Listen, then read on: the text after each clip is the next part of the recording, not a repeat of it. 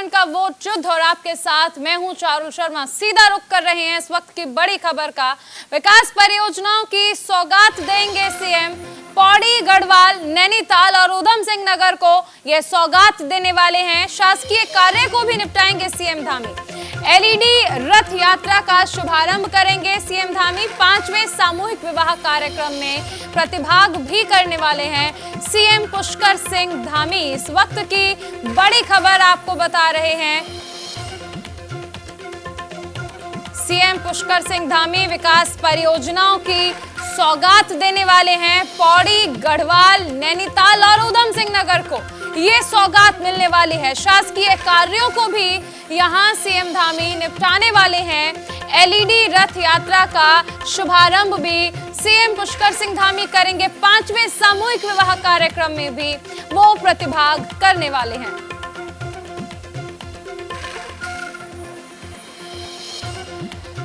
तो सीएम पुष्कर सिंह धामी आज ये बड़ी सौगात देने वाले हैं। इसके साथ ही आपको बता दें कि एलईडी रथ यात्रा का शुभारंभ भी मुख्यमंत्री पुष्कर सिंह धामी की ओर से किया जाएगा। इसके अलावा जो शासकीय कार्य हैं वहां पर उन्हें भी सीएम पुष्कर सिंह धामी निपटाने वाले हैं। विकास परियोजनाओं की सौगात आज सीएम पुष्कर सिंह धामी की ओर से दी जाएगी और इसका सीधा लाभ पौड़ी, गढ़वाल, नैनीताल, उधम सिंह नगर को मिलने वाला है।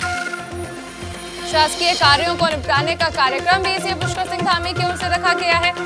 एलईडी रथ यात्रा का भी शुभारंभ करेंगे। संवाददाता रोहित विक्रम सिंह हमारे साथ जुड़ गए हैं। रोहित, आज का क्या कार्यक्रम रहने वाला है? सीएम पुष्कर सिंह धामी का सौगात अगर देने वाले हैं कुछ जिलों को, तो शासकीय कार्यों को भी निपटाने का कार्यक्रम। जी देखिए चारुल, आज मुख्यमंत्री पुष्कर सिंह धामी का पौड़ी, उधम सिंह नगर और नैनीताल का दौरा है, जिसके तहत अभी 9 बजे से लेकर करीब 10:30 बजे तक मुख्यमंत्री पुष्कर सिंह धामी मुख्यमंत्री आवास पर तमाम शासकीय कार्यों को निपटाएंगे और करीब 10:45 पर देहरादून के जीटीसी हेलीपैड से वो पौड़ी के लिए रवाना होंगे। पौड़ी करीब वो 11:25 पर पहुंचेंगे और उसके बाद पौड़ी में तमाम विकास कार्यों का लोकार्पण करेंगे, शुभारंभ करेंगे। उसके बाद 2 घंटे पौड़ी में बिताने के बाद वो करीब 1:30 बजे के करीब नैनीताल के हल्द्वानी पहुंचेंगे। हल्द्वानी में वो एलईडी रथ यात्रा का शुभारंभ करेंगे। तमाम भारतीय जनता पार्टी के कार्यकर्ताओं से भी मुलाकात करेंगे इस दौरान। इसके बाद जो मुख्यमंत्री हैं उधम सिंह नगर के रुद्रपुर पहुंचेंगे, वहां पर 5वें सामूहिक विवाह कार्यक्रम में शिरकत करेंगे। और उधम सिंह नगर जिला जो है वो मुख्यमंत्री का जो विधानसभा क्षेत्र है वो भी उस उधम सिंह नगर में आता है। लिहाजा जो संगठन के द्वारा कार्य किए जा रहे हैं, हर घर भाजपा अभियान में क्या कुछ भारतीय जनता पार्टी के कार्यकर्ताओं के द्वारा जो कार्य किए जा रहे हैं और महा जनसंपर्क अभियान में पार्टी के कार्यकर्ता कितनी एकजुटता के साथ जनता से संपर्क कर रहे हैं, इन तमाम कार्यों का फीडबैक भी लेंगे। और उसके बाद 3 बजे के आसपास मुख्यमंत्री दोबारा देहरादून के लिए रवाना हो जाएंगे और जीटीसी हेलीपैड पहुंचेंगे। उसके बाद 5 बजे के लगभग मुख्यमंत्री आवास पर पहुंचेंगे। उसके बाद का जो समय है मुख्यमंत्री का वो पूरी तरह से आरक्षित है। उसके बाद तमाम शासकीय कार्यों को मुख्यमंत्री निपटाएंगे और विभागीय अधिकारियों के संग समीक्षा बैठक करेंगे। तो आज का ये मुख्यमंत्री का पूरा कहा जा सकता है कि पिछले कुछ समय से लगातार एक के बाद एक अलग अलग जिले को या समूचे राज्य को सौगात मिल रही है। क्या सीधे तौर पर देखा जाए कि अब पूरी तरह से मैदान में उतर चुकी है बीजेपी आने वाले चुनाव को लेकर?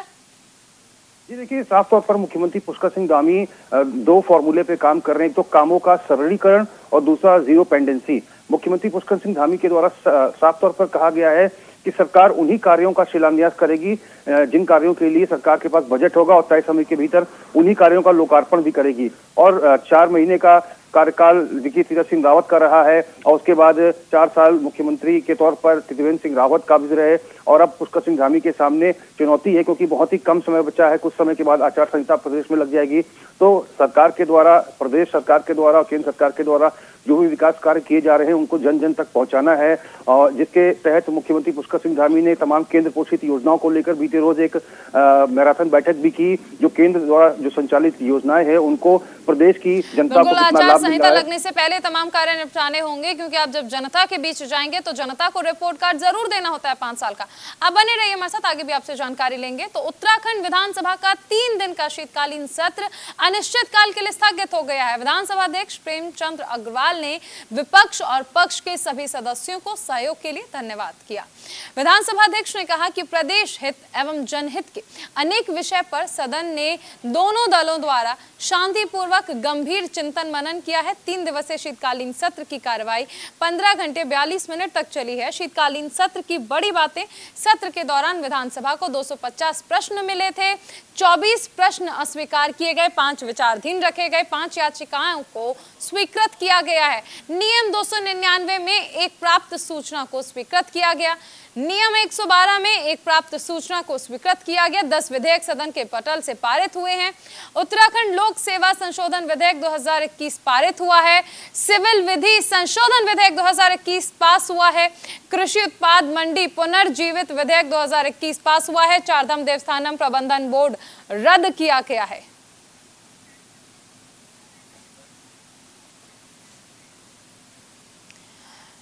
तो हमारे तमाम सहयोगी हमारे साथ बने हुए हैं। हमारे साथ हरिद्वार से भी हमारे सहयोगी संजय पुंडीर जुड़ रहे हैं। संजय, इस अगर बात कर लें शीतकालीन सत्र की, या इस सत्र की अगर बात कर लें तो बहुत कुछ रहा। बहुत सारे विधेयक जो हैं वो पास किए गए हैं और बहुत सारे ऐसे भी थे जिन्हें अस्वीकार किया गया। बिल्कुल चारुल, कई दिनों पहले से ही जो शीतकालीन सत्र चल रहा था, हालांकि 9 और 10 को ये चलना था, लेकिन जिस तरीके से सीडीएस विपिन रावत के निधन के बाद दुख शोक की लहर में तो पहला दिन इसे स्थगित कर दिया था, लेकिन दूसरे दिन ये चला तो कहीं ना कहीं जो अहम बिंदु होती है उन पर मोहर लगी है। जिस तरीके देवस्थानम बोर्ड को मंजूरी मिल गई है, इसको लेकर इसी तरह के तमाम मुद्दों पर आज इनको मोहर मिल गई है। साफ कहा जा सकता है कि जो अहम बिंदु थे उनको मंजूरी मिल गई है। जी बिल्कुल संजय, बने रहिए हमारे साथ। रोहित विक्रम सिंह भी बने हुए हैं देहरादून से। रोहित, देखिए अगर हम बात कर लें देहरादून से, तो भले ही औपचारिक तौर पर नहीं है, लेकिन राजधानी के तौर पर अगर देखें तो वहां पर किस तरह की हलचल थी? क्योंकि अगर इस सत्र की बात कर लें तो बहुत सारे मुद्दे ऐसे थे जिनमें सबसे ज्यादा अहम था देवस्थानम बोर्ड का जो विधेयक था उसका रद्द होना। बिल्कुल चारुल, देखिए पहले जो सत्र था वो 2 दिन के लिए प्रस्तावित था, 9 और 10 तारीख को।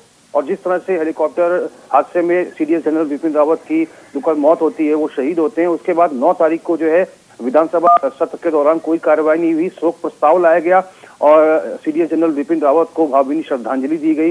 मुख्यमंत्री पुष्कर सिंह धामी, संसदीय कार्य मंत्री वंशीधर भगत, विधानसभा अध्यक्ष प्रेमचंद अग्रवाल और नेता प्रतिपक्ष प्रीतम सिंह सहित विधानसभा के तमाम सदस्यों ने भावभीनी श्रद्धांजलि सीडीएस जनरल विपिन रावत को दी।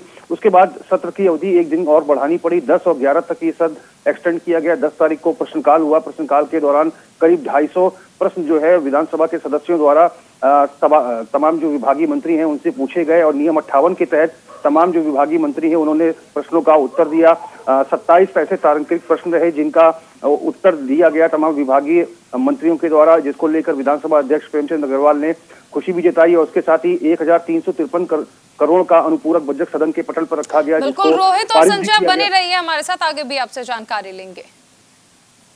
उधर मुख्यमंत्री पुष्कर सिंह धामी ने केंद्र पोषित योजनाओं की समीक्षा की। मुख्यमंत्री ने जिन योजनाओं की समीक्षा की उनमें अटल आयुष्मान योजना, प्रधानमंत्री आवास योजना, ग्रामीण आवास योजना के साथ भी कई अहम योजनाएं शामिल हैं। और इसके साथ ही मुख्यमंत्री ने योजनाओं को धरातल पर तेजी से लाने पर जोर दिया।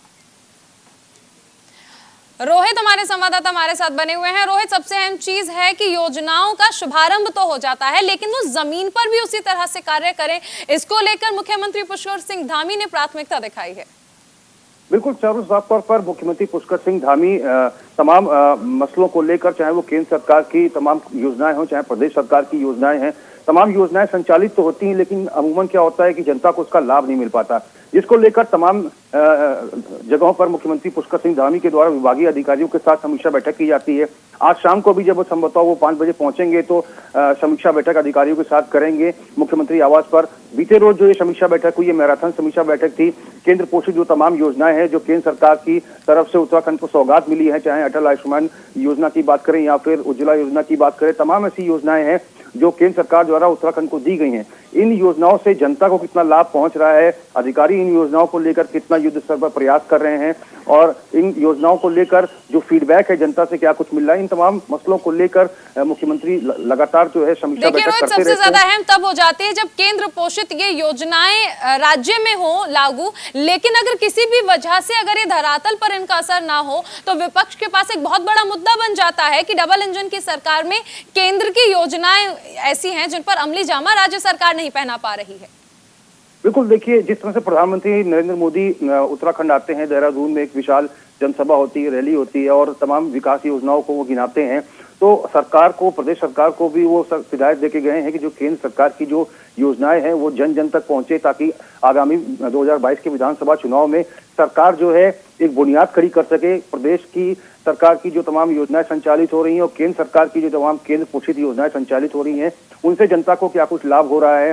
तमाम हमने देखा है ग्रामीण स्तरों पे जो शौचालय के निर्माण कार्य चल रहा है, उज्ज्वला योजना से जनता को क्या लाभ मिल रहा है, अटल आयुष्मान योजना जिसमें 5 लाख तक का बीमा कवर मिलता है स्वास्थ्य का, इन योजनाओं से पहाड़ के दूरस्थ क्षेत्रों के में जो व्यक्ति है उसको कितना लाभ पहुंच रहा है, सीमांत क्षेत्रों में कितना लाभ पहुंच रहा है जनता को। इन तमाम मसलों को लेकर समीक्षा बैठक मुख्यमंत्री के द्वारा की गई है और आगे भी आचार संहिता के पहले तमाम अन्य समीक्षा बैठक भी होंगी। हमने देखा है कि तमाम जो पर्वतीय जिले हैं, मुख्यमंत्री ने कई बार समीक्षा बैठक उन जिलों में भी जिलाधिकारी के साथ और तमाम संबंधित अधिकारी के साथ की है। तो लगातार जो है मुख्यमंत्री के द्वारा समीक्षा बैठक की जा रही है और आगे भी ये बैठकें लगातार जारी रहेंगी। चारों बिल्कुल, क्योंकि केंद्र के द्वारा जो योजनाएं चलाई जा रही हैं उनका अमली जामा तभी पहनाया जाएगा जब वो धरातल पर भी उतनी असरदार होंगी। बने रहिए रोहित, आगे आपसे जानकारी लेंगे। उधर योग गुरु बाबा रामदेव ने पतंजलि कन्या गुरुकुलम का भूमि पूजन किया, जिसमें शरणानंद महाराज के साथ महामंडलेश्वर अवधेशानंद महाराज और भी साधु संतों के साथ शिरकत करने पहुंचे। इसके साथ ही पतंजलि कन्या गुरुकुलम के भूमि पूजन कार्यक्रम में विधि विधान से मंत्रोच्चारण के साथ भूमि पूजन का कार्यक्रम किया गया। बता दें कि 500 करोड़ की लागत से गुरुकुलम का निर्माण किया गया है।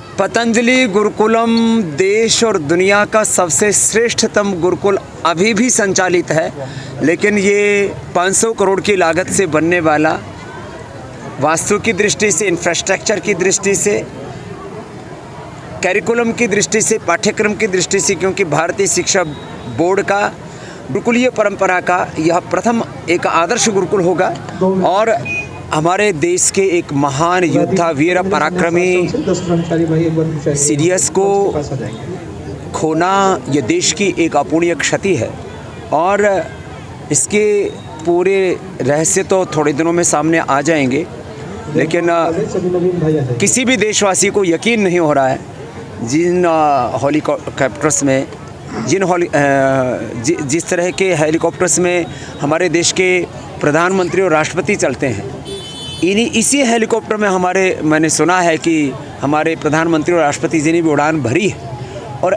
ऐसे हेलीकॉप्टर का अचानक क्रैश हो जाना यह अपने आप में बहुत सारे प्रश्न खड़े करता है। अभी रुकेंगे एक छोटे से ब्रेक के लिए। उत्तराखंड के वोट युद्ध में खबरों का सिलसिला लगातार जारी है।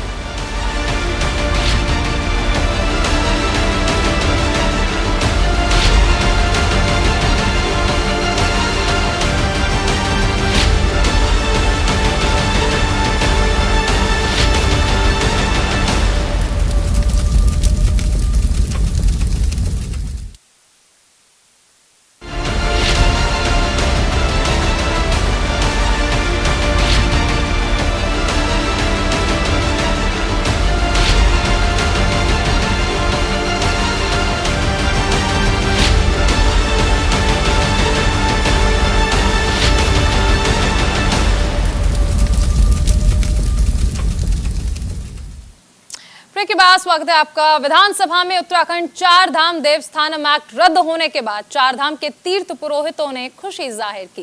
तीर्थ पुरोहित और पुजारियों ने कहा कि निश्चित रूप से सरकार का निर्णय ऐतिहासिक और साहसिक है।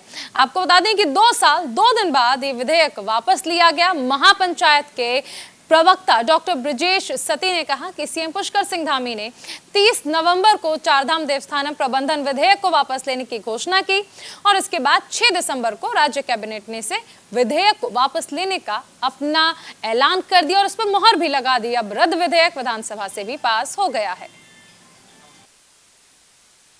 उत्तराखंड चारधाम देवस्थानम प्रबंधन निरसन विधेयक 2021 आज सदन से पारित हो गया है। इसके लिए मैं चारों धामों के तीर्थ पुरोहित हकों पुजारी रावलों की ओर से पुष्कर धामी का विशेष रूप से आभार व्यक्त करता हूं। इसके अलावा उनके कैबिनेट के सदस्यों और राज्य विधानसभा के सभी सदस्यों का आभार व्यक्त करता हूं कि जिन्होंने इस एक्ट को वापस लेने में न सहयोग दिया। और आज निश्चित रूप से जो है ये चारों धामों के तीर्थ पुरोहित पुजारियों के लिए बहुत खुशी का दिन है। आखिर हमारे 2 साल का संघर्ष रंग लाया है।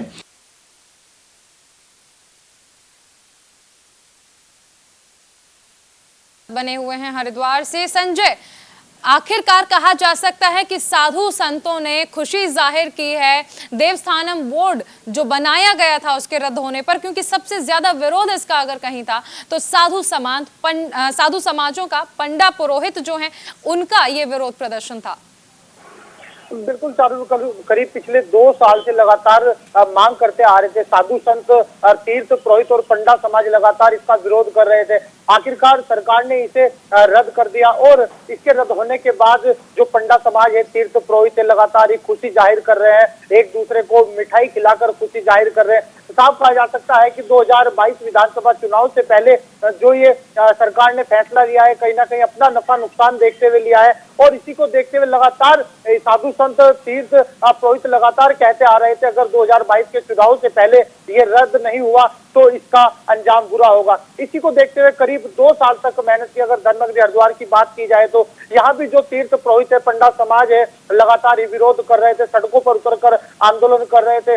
लेकिन उसके बाद अब 2022 के चुनाव आने से पहले ही ये धामी सरकार ने वापस ले लिया। हालांकि अपनी ही सरकार के बनाए गए बोर्ड पर यू टर्न लेना एक अहम बात है, एक इतिहासशाली है और कहा है कि इसका आने वाले चुनाव में बहुत फायदा होगा। साफ कहा जा सकता है कि कहीं ना कहीं अपने ही नफे नुकसान को देखते हुए ये सरकार ने फैसला लिया है। जी सर संजय, एक तरफ हम देखें तो बहुत सारी चीजें ऐसी हैं जिनको लेकर जब बीजेपी मैदान में उतरेगी तो बहुत सारे सवाल उठेंगे। हालांकि देखिए, विपक्ष ने पहले ही कह दिया था कि अगर सरकार में आएंगे तो वो जरूर इस एक्ट को रद्द कर देंगे और साधु समाज जिस तरह से चाहते हैं उस तरह से इस पर आगे कार्य होगा। लेकिन एक नहीं, बहुत सारे मुद्दे हैं। आप देखिए, गैरसैंण का मुद्दा ऐसा है जिस पर जवाब देना पड़ सकता है। किस तरह सत्र के तुरंत बाद उस वक्त के सीएम त्रिवेंद्र सिंह रावत को दिल्ली बुला लिया गया, उसके बाद मुख्यमंत्री, यानी देखिए एक कार्यकाल में आप 3 मुख्यमंत्री बदल देते हैं। ये मुद्दा हो सकता है, देवस्थानम बोर्ड का मुद्दा है, गैरसैंण के मुद्दे हैं, यानी मुद्दे तो तमाम हैं विपक्ष के पास। बिल्कुल चारुल, ये एक बड़ा मुद्दा, अहम मुद्दा था जिसको लेकर विपक्ष लगातार यही कहता आ रहा था अगर हमारी सरकार आती है तो सबसे पहले देवस्थानम बोर्ड को रद्द किया जाएगा। लेकिन कहीं ना कहीं जैसे ही विपक्ष के ये बड़ा मुद्दा चला गया तो लगातार कई ऐसे मुद्दे हैं जिनको लेकर लगातार जनता के बीच में पहुंच रही है विपक्ष। कांग्रेस हो या फिर आम आदमी पार्टी हो, लगातार ही बेरोजगारी हो या फिर खनन को लेकर कई सवाल उठते हैं कि जो राज्य सरकार है उसके मिलीभगत से खनन चल रहा है, तो लगातार विपक्ष हमलावर है। हालांकि 2022 के चुनाव से पहले तमाम ऐसे मुद्दे हैं जिनको लेकर लगातार विपक्ष हमलावर है। लेकिन कहीं ना कहीं साधु संतों को जो खुश करने का काम किया है, साधु संत तो फिलहाल खुश हो गए हैं, लेकिन विपक्ष के पास एक बड़ा मुद्दा था जो खत्म हो गया है। बने रहिए संजय, आगे भी आपसे जानकारी लेंगे। कृषि बिल कानून की वापसी के बाद दिल्ली की सीमाओं पर चल रहा आंदोलन खत्म हो गया है, जिसके बाद देश भर के किसान धरना स्थल से घर वापसी कर रहे हैं। किसानों की घर वापसी पर उत्तराखंड नारसन बॉर्डर पर आंदोलन पर बैठे किसानों का फूल मालाओं के साथ स्वागत हुआ और उत्तराखंड नारसन बॉर्डर से विजय यात्रा निकालकर जीत का जश्न मनाया गया। भारतीय किसान यूनियन के जिलाध्यक्ष विजय शास्त्री ने कहा कि किसानों के सामने मोदी सरकार घुटने टेक चुकी है।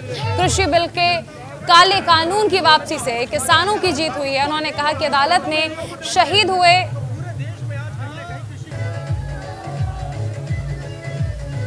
देखिए, सबसे अहम चीज है, उन्होंने कहा है कि आंदोलन में शहीद हुए किसानों का बलिदान व्यर्थ नहीं गया है और न ही किसान उनकी शहादत को भुला पाएगा। पिछले साल केंद्र सरकार ने 3 कृषि काले कानून बनाए थे, लगातार किसान उनका विरोध कर रहे थे। 1 साल से हमारे दिल्ली के बॉर्डरों पर आंदोलन चले हुए थे। और ये सरकार का जो घमंड था, ये किसानों ने, देश की जनता ने उसको तोड़ा है। ये अहंकार सरकार के अंदर आ गया था। जिस आशा और विश्वास से किसानों ने ये सरकार बनाई थी, जनता ने सरकार बनाई थी, उसके विश्वास पर ये सरकार खरी नहीं उतरी। डबल इंजन की सरकार पूर्ण रूप से फेल रही और ये देश के किसान की जीत हुई।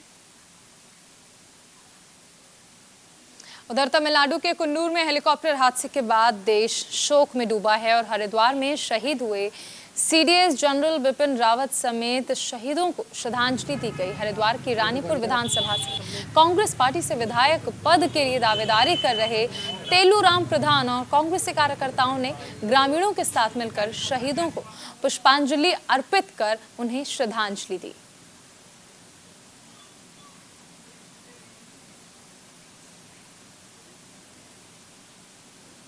अभी रुक कर एक बड़ी खबर का। कोविड प्रोटोकॉल के साथ खुलेगा वन अनुसंधान संस्थान। एक दिन में सिर्फ 200 लोगों को ही एंट्री की अनुमति दी गई है। आईएफएस अधिकारी जो हैं उन्होंने इस पर बैठक की है और कम से कम 11 अधिकारी इसमें शामिल थे। कोरोना संक्रमित आईएफएस को इसमें कंटेनमेंट जोन घोषित किया गया था। अभी रुकेंगे एक छोटे से ब्रेक के लिए। खबरों का सिलसिला लगातार जारी है।